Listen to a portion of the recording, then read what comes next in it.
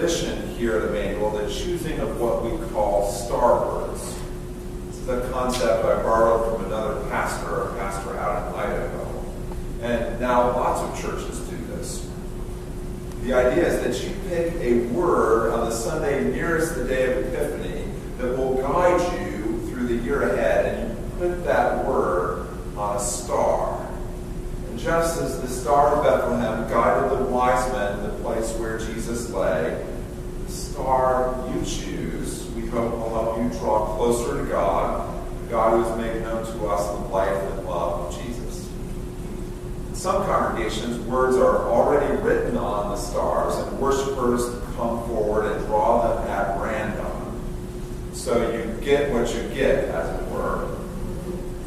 But here we ask you to put some thought into it, into what your word will be, and to write it down on that star yourself. As you can see, we've got stars ready for you later in this service. My star word for last year was joy, and having that word be my companion through the year helped me to be more aware of joy, to reflect on it more, and I think to grow just a little bit in my ability to experience it. The year before, 2015, my star word was enlightenment, a word that came to have dual meaning for me as I found on the Camino that I could travel lighter than I ever had before, and also that I was somehow more attuned to gleaning new insights. I was enlightened in more than one way. The year before that, my word was present, an attempt to help me to live in the moment, to be available to the people and experiences in front of me, and I'm not sure I was successful at that word as I might have been. Now, I don't know whether you picked up a star word in the past or not, but I encourage you to do so this year if you haven't already. You may find that keeping one word in front of you will reveal things to you and help you to grow in new ways. I know that's been true for many people that I've talked to about their star words in the past. My word for 2017 is going to be courage, which seems like a good word for a nation and a world in transition. It takes courage, the same word from which we get the French word for heart. And this morning I botched the word, and it's a courage. Is that better? Much better. It takes courage from the word for heart, coeur, to go through change, to speak up for what we believe, to reach out to people who are different than we are, to stand up for people who need an advocate. It takes courage. It takes heart. So that's going to be my word. Yours may be different, and there are a lot of words to choose from, including some on the front of the bulletin. The thing about these star words, whichever one you happen to choose, is that I do think that they can help us grow in our experience with God.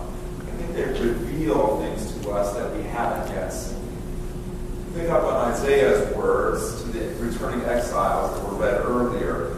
They shine a light on certain aspects of our lives and our world. And I believe they help us to arise and shine in new ways. Speaking of arising and shining, in the last few days I've been drawn to a particular line in that Isaiah reading. After speaking of sons coming from far away and daughters returning on their nurses' arms, Isaiah writes, "Then you will see and be radiant." Then you will see and be radiant. Radiant. If I hadn't already picked courage, that word radiant might be my word, because to be radiant is to shine out, to send out rays, to shine forth with a light that comes from within or that is reflected from a source beyond us. What would it mean for you and me and us to be radiant? Maybe your word, whatever it is, will help you to be radiant, will help you shine. If you're a fan of E.B. White's classic children's book, Charlotte's Web, you might remember that radiant is one of the words the wise and kindly spider Charlotte writes in her web above Wilbur the pig, her friend. the two characters come together in Homer Zuckerman's barn. They develop a kind of mutual admiration society, seeing and appreciating in each other what the other animals in the barn aren't able to immediately see in them. Charlotte sees Wilbur's good-hearted nature, how complimentary he is of everyone, how hard he tries, how sensitive he is, how delighted he is in the simple things of life. And for his part, Wilbur sees the beauty in Charlotte, who is, after all, a spider. None of the other animals, the geese, the rat, the sheep, the others, seem to see past the surface. But Wilbur and Charlotte, they get it. It is the words that Charlotte, a spin doctor before there were spin doctors, a web presence before the internet. It's the words that Charlotte writes in her web that literally save Wilbur's bacon. Do you remember the words? Some pig, terrific, humble, and radiant. Charlotte sees things in Wilbur that the pig can't see in himself. He doesn't feel terrific. He doesn't consider himself to be some pig. But he does his part in the community, affirming others, being consistently caring and engaging. He's the most accepting and positive member of the barn gang, even if he might be the most anxious. Charlotte notices these things in Wilbur. She doesn't create them in him, but she does help name them and bring them forth. Which, by the way, as I shared with our confirmation mentors this morning, is a good way to think about their role with the confirmants. Help our confirmation kids see what they might not be able to yet see in themselves. Yesterday we had a memorial service here at Emmanuel for Tricia Markwood. Maybe you knew Tricia. Tricia died a week ago Wednesday at the age of 50. She was a neighbor of Ray Eglin and Kevin Opus. She used to bring Ray to church here. Ray, if you remember her, was a delightful woman. Tricia continued to visit here on occasion, including most recently this past Easter. When I told Kevin by way of an email about Tricia's death, he was heartbroken because she had been a true friend to him. Tricia worked on the Hill and was a big part of the Hamlet community. She had a tremendous ability to connect with people, to invest in them. As I said at her service yesterday, she had a heart that was bigger than Texas. And when you have a big heart like that, you love big. The number of people who were here yesterday on a snowy day to celebrate her life was testimony to how many people she loved and was able to touch. But when you have a huge heart like that, you also hurt big. And at a certain point, your heart can give out. I think that's what happened to Tricia in the last few years of her life. She couldn't find a way to deal with her pain in a healthy fashion. So she went from being truly radiant to being more and more isolated as she fell deeper and deeper into addiction. Something about Tricia's death has rocked me. I know the power of disease and addiction in my own family, as many of us do. So I know that when we deal with that, we're up against a powerful foe. But I find Tricia's life calling me and us to do more. More to reach out to people who are in pain, people who are on the sidelines, people who are feeling left out and alone. More to let people who are addicted know that there is hope and a solution. If you're dealing with addiction,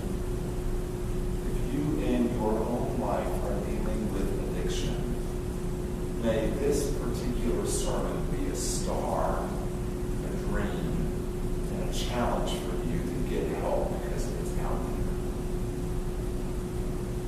there. I want us to do more at Emmanuel to help people understand that God's grace is for them, that we are for them, that they are not alone. They are beloved children of God.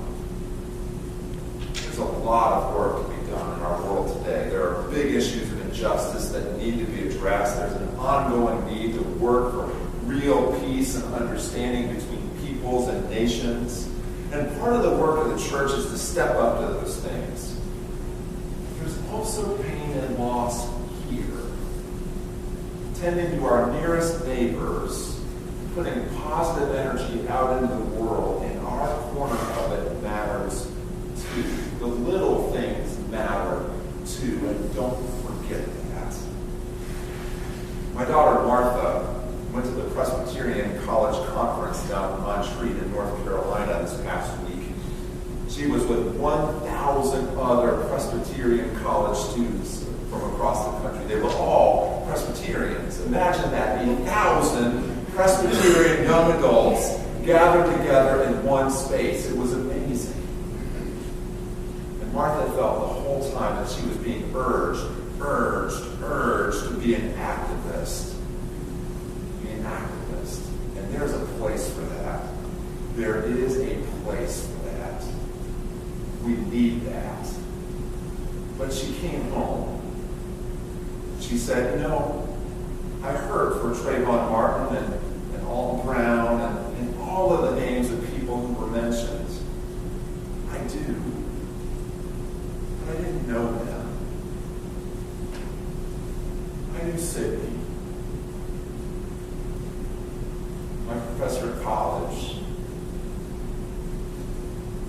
who died right before I turned in my paper. I knew Sidney, my professor, my mentor, my thesis advisor, and I was still hurting over her death.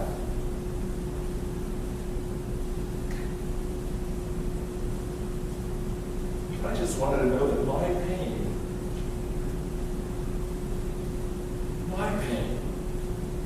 could be honored too. To be able to help people who are our nearest neighbors understand how precious they are, that their pain matters. To help our confirmands know that they are children of God. To feel in our own selves that we are not some pig, but somebody. Know that God loves us, that we matter, that there's a way forward out of addiction. That's what helps us to be radiant in the world and to do our part beyond this place. I don't know what word you're going to put on your star. You know that. And I hope you pick one. I hope that your star will guide you not just closer to Christ this year. I hope it will guide you closer to someone near you